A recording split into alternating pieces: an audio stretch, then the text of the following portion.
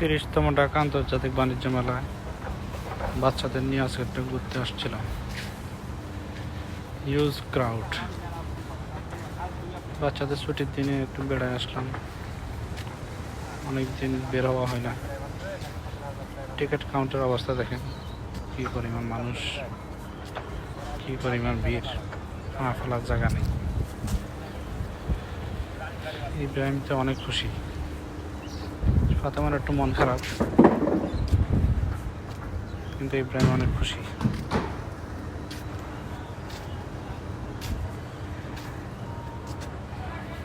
Main gate দিয়ে ভিতরের দিকে ঢুকতেছি।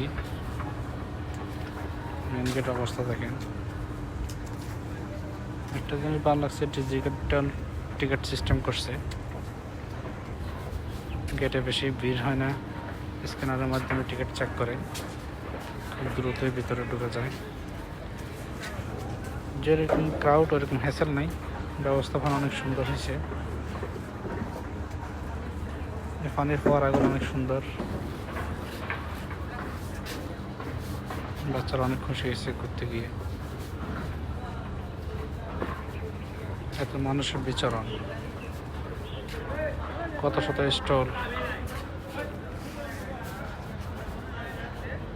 জারবাতির stall, Pakistani stall, Indian stall, অনেক স্টল। বিদায় বেলা মোটরসাইকেলে রওনা দিলাম বাসার উদ্দেশ্যে।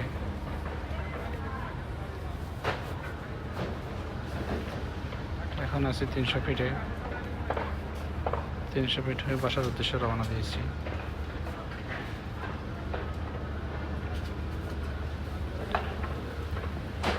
রাতের ভিউ অনেক সুন্দর 300 ফিটে। দুই পাশে সারি সারি ল্যাম্পপোস্ট,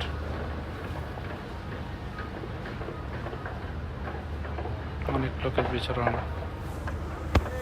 গাড়িগুলো সারিবদ্ধভাবে যে যার মতো করে যাচ্ছে। আমি আমার রয়্যাল এনফিল্ড নিয়ে, বাচ্চাদের নিয়ে নিজের মতো করে ছুটে চলছি, কোনো বাধা নেই, নির্বিঘ্নে চলছি তো চলছি। কি সুন্দর ভিউ দেখেন, 300 ফিট ব্রিজের নিচের ভিউ। এটা রাতের ভিউটা অনেক সুন্দর। অনেক এখানে সেলফি তুলে, ছবি তুলে টিকটক করে, অনেক লোক আসে এখানে দেখার জন্য। একটা লাশবাহী গাড়ি গেল, কার মায়ের কোট খালি হয়ে গেল,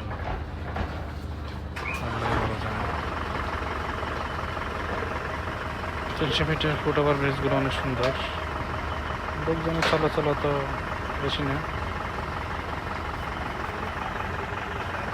ব্রিজের ভিউগুলো আমার অনেক ভালো। উপরেও রাস্তা, নিচেও রাস্তা।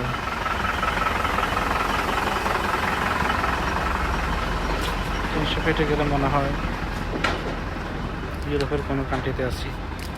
রাস্তাগুলো এত সুন্দর, কোনো জ্যাম নেই, কোনো খানাখন্দক নেই, চলাচল নির্বিঘ্ন করা যায়।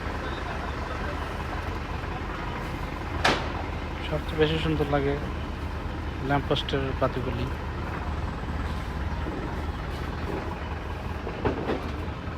যে যার মতো করে ছুটে চলছে, কারো কোনো বাধা নেই, নির্বিঘ্নে চলতেছে।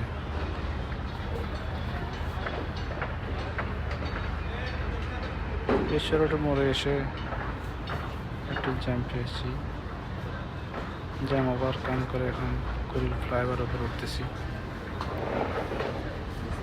এখানে আসলেও দিক বিদিক হারিয়ে যায়।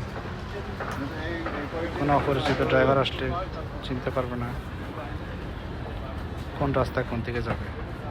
যদি একবার ফাঁদ হারিয়ে ফেলে, 2-3 চক্কর দিয়েও সঠিক রাস্তায় সে যেতে পারবে না।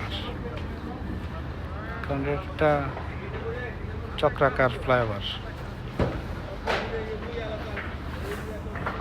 যদি আপনি সঠিক লেনে না ওঠেন তাহলে আপনি ভুল রাস্তায় চলে যাবেন।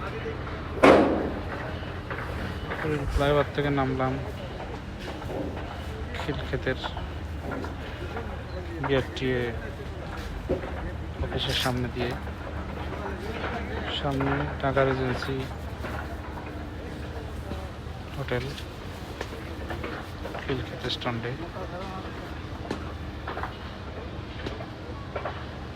সামনে দেখা যাচ্ছে লা মেরিডিয়ান, খিলক্ষেতের পরে এয়ারপোর্টের আগে। এখানে গাড়ির একটা জটলা আছে, তারপরও নিজের মতো করে ছোট ছড়া নিজের বাইকে ভ্রমণ করার মজাই আলাদা। যতই জ্যাম থাক নিজের মতো করে ছুটে চলতে পারবেন, জ্যাম আপনাকে আটকে রাখতে পারবে না। সামনে দেখা যাচ্ছে এয়ারপোর্ট টার্মিনাল, যদিও এখনো চালু হয়নি। এটার ভিউটা অনেক সুন্দর, না দেখলে বিশ্বাস করতে পারবেন না। উদ্বোধনের আগেই বিধি বাম, এটাতে নাকি মোবাইল নেটওয়ার্ক নেই। উদ্বোধন করার জন্য প্রিপারেশন নিছে, তখন জানতে পারলো এখানে একটা ভুতুড়ে জায়গা, এখানে কোনো মোবাইল নেটওয়ার্ক পাওয়া যায়। কি আর করার, এখন সব সিলিং খুলে নতুন করে আবার মোবাইল নেটওয়ার্কিংয়ের কাজ করতে হবে। মোবাইল নেটওয়ার্কিংয়ের কাজ করে আবার রাষ্ট্রের কোটি টাকা গচ্ছা দিতে হবে। এটা আসলে ইঞ্জিনিয়ারের মিস্টেক।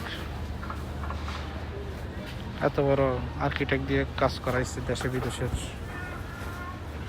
তারা এই সিলি মিস্টেকটা করে বসতো যাতে রাষ্ট্রের কোটি টাকা নষ্ট হয়।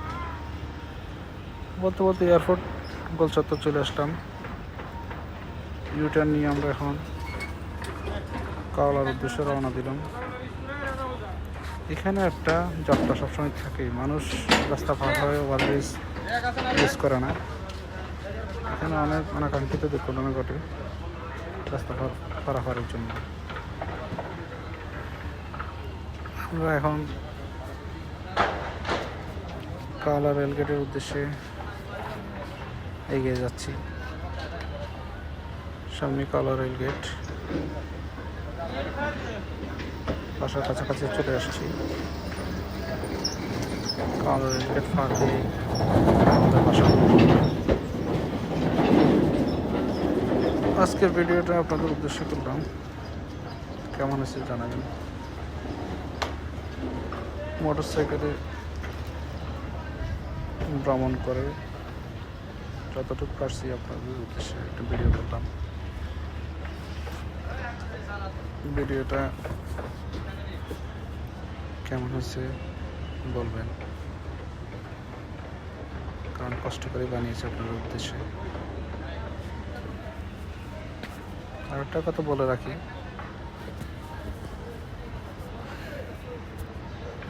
বাণিজ্যমেলার প্রবেশপথের টিকিট কাউন্টারের টিকিটের মূল্য নির্ধারণ করা হয়েছে প্রাপ্তবয়স্ক 50 টাকা, অপ্রাপ্তবয়স্কদের জন্য 25 টাকা, 2 বছর থেকে 12 বছর পর্যন্ত বাচ্চাদের জন্য 25 টাকা